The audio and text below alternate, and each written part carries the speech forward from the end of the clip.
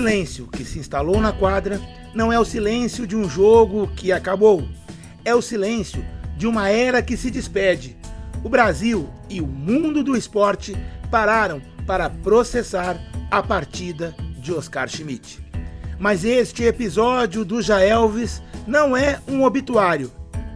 Eu sou Elvis Cedro e hoje não estamos aqui para falar apenas do homem que se foi, mas da ideia que ele encarnou com cada gota de suor que deixou nas quadras. Oscar partiu, mas ele nos deixou uma herança que briga com o mundo moderno. Vivemos na era do REC, do atalho, da pílula mágica, do curso que promete o sucesso em 7 dias. E aí, olhamos para a trajetória desse gigante de mais de 2 metros de altura e ouvimos o seu maior grito: mão santa, o caramba, é mão treinada. Hoje, o Já Elvis mergulha na conexão invisível entre Oscar e outro gigante que também não acreditava em mágica: Ayrton Senna. 2 homens que sabiam que entre o desejo e a glória existe um deserto chamado treino. E que nesse deserto, quem tenta cortar caminho acaba perdido.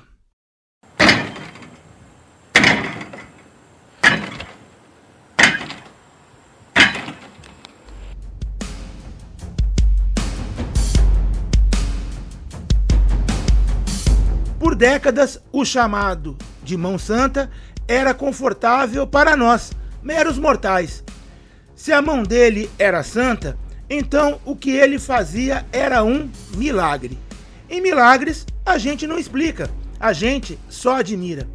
Se ele acertava 10, 20, 30 bolas de 3 pontos seguidas, era porque Deus queria. Mas Oscar odiava isso. Ele sabia que o apelido, por mais carinhoso que fosse, roubava deles as horas que ele passava sozinho no ginásio, quando as luzes já tinham se apagado para todos os outros. Oscar era o último a sair. Ele tinha um pacto com o aro. Ele não ia embora enquanto não vencesse a si mesmo. Se ele estipulasse que precisava de 20 cestas seguidas de um ponto específico e errasse a 19ª, ele não se dava o desconto. Ele não pegava o atalho do está bom por hoje. Ele voltava ao zero. Quanto mais eu treinava, mais minha mão era santa. Eu arremessava pelo menos 1000 bolas depois dos 2 treinos. Aí um dia eu falei, agora eu só vou pra casa quando eu fizer 20 seguidas de 3. 18, toim, 1, 2, 17, toim, 1, 2. Uma vez fiquei 2 horas pra fazer os 20. E quando eu fazia o 20º, eu continuava, né? Para saber até onde eu ia. E aos poucos eu fui descobrindo que talento e dom não existe. Existe treino. Porque o cara desengonçado, se ele treinar, ele vai ficar coordenado. Eu chegava 1 hora antes do treino e ia embora 1 hora depois de cada treino, 2 vezes por dia. Se você fizer tudo igual aos outros, você vai ali. Mas se você fizer algo diferente, você vai ter um grande resultado. É simples, treine muito. É muito mesmo. E quando estiver bem cansado, treine mais um pouquinho. Porque esse pouquinho cansado é que vai fazer a diferença na tua vida. Não existe mão santa, cara. Existe treinamento. Sem treinamento, ninguém seria o que foi. No cotidiano da vida, a gente erra a 19ª e diz: ninguém viu, na próxima eu compenso. Mas na vida de quem alcança a imortalidade, o ninguém viu é onde o caráter é forjado. Por quê? Na verdade, não se trata de cortar caminhos. No caminho da restauração de um homem, na construção de um legado, não se pega atalho. O atalho é a ilusão de que você pode chegar ao topo sem ter o fôlego para aguentar a vista. Quem busca o atalho, na verdade, não quer o destino, quer apenas o aplauso. Mas o aplauso sem o treino é vazio. É como o fogo de palha, brilha muito, mas não aquece ninguém.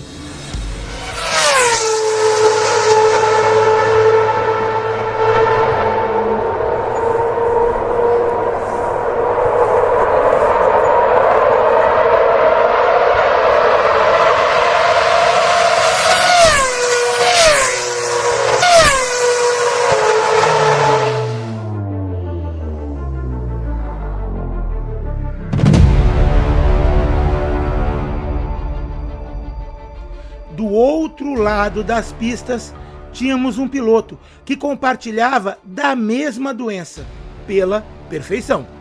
Ayrton Senna.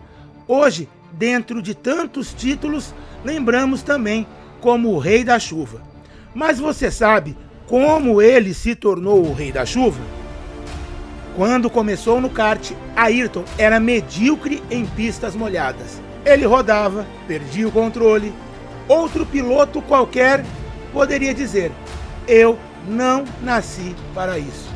Meu talento é no seco. Mas o Senna, da vida real, fez o oposto. Toda vez que as nuvens escureciam e os outros pilotos corriam para o box, Ayrton pegava o seu equipamento e ia para a pista.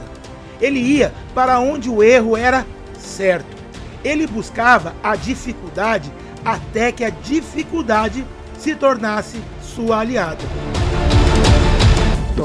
Tomei muita chuva, viu? No tempo do kart eu tomei muita chuva. Olha, foram várias as vezes que durante a semana eu ia para Interlagos, saía da escola, minha motorista me buscar lá, meio-dia, com os karts atrás, na carreta, me levava para a pista de Interlagos, terça, quarta ou quinta, passava a tarde inteira lá treinando. E se chovia, eu não parava de ficar no box, não, eu continuava treinando. Mexia no kart, aprendi a ajustar e ia andar no molhado. E uma coisa muito importante, que eu tenho certeza a maioria das pessoas não percebe, é que eu tenho ainda os 26 anos de um jovem que tem o ímpeto, aquela força, aquela vontade enorme, né? Aquela garra. Mas tenho a experiência de um piloto já de 35, 40 anos, por eu ter começado tão cedo no kart e por eu ter dedicado tanto tempo.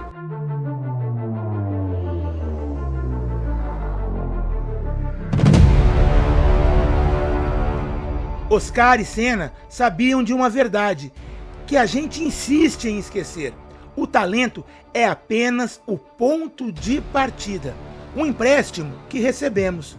O que fazemos com ele é a nossa resposta. Eles sabiam que a vida exige uma teimosia santa em ser bom, não por vaidade, mas por responsabilidade. Se você olha para a sua vida hoje e sente que está faltando sorte, talvez o que falte seja olhar para a sua chuva e decidir entrar nela. O mundo nos ensina a reclamar da tempestade. Oscar e Senna nos ensinam a treinar nela. Porque na hora da grande final, na hora da volta da classificação, não existe sorte. Existe apenas o que você acumulou no silêncio do seu esforço.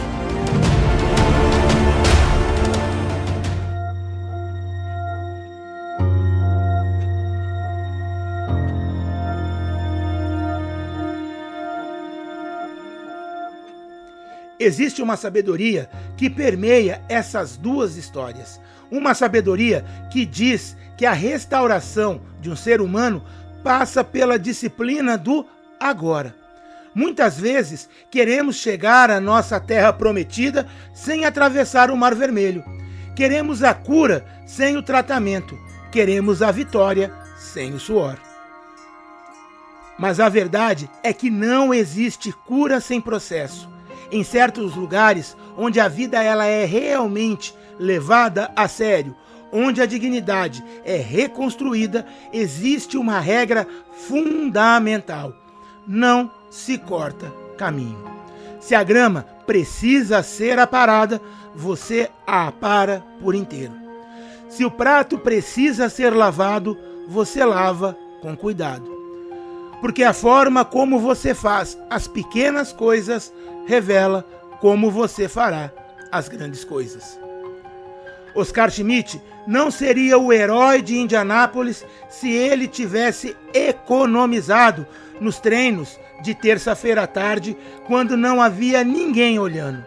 Senna não seria o herói de Interlagos se ele não tivesse respeitado a mecânica do seu carro nas voltas de aquecimento.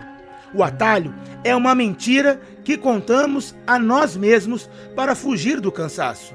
Mas é no cansaço que a resistência é criada. É na persistência do mais um pouco que a alma se dilata.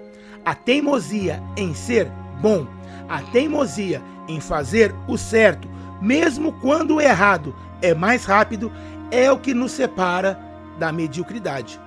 A vida não é uma corrida de 100 metros, é uma maratona, onde o que importa não é apenas chegar, mas quem você se tornou durante o trajeto.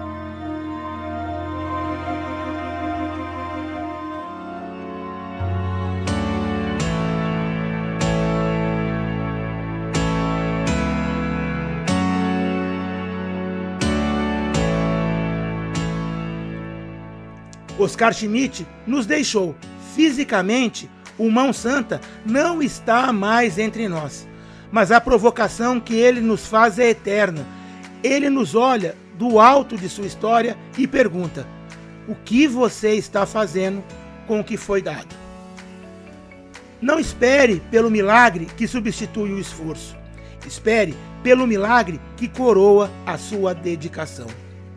O ensinamento de Oscar, de Senna e daquela sabedoria que não aceita atalhos é uma só: dê o máximo de si sempre.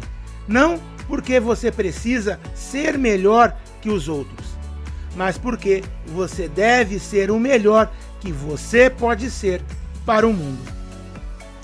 Quando você sair deste podcast hoje e voltar para a sua rotina, para o seu trabalho, para a sua família, lembre-se: não busque o caminho mais curto, busque o caminho que te transforma. Treine a sua mão, treine a sua mente, treine o seu coração. Porque no final das contas, o que já Elvis nos mostra é que as lendas não morrem, porque elas se tornam parte de algo maior que o tempo. Elas se tornaram exemplo de que o amor ao que se faz, manifestado no treino exaustivo, é a forma mais pura de gratidão pela vida. Oscar Schmidt, Ayrton Senna, mãos treinadas, vidas entregues, sem atalhos. O episódio de hoje termina aqui, mas o seu treino, esse está apenas começando. Até o próximo, Já Elvis.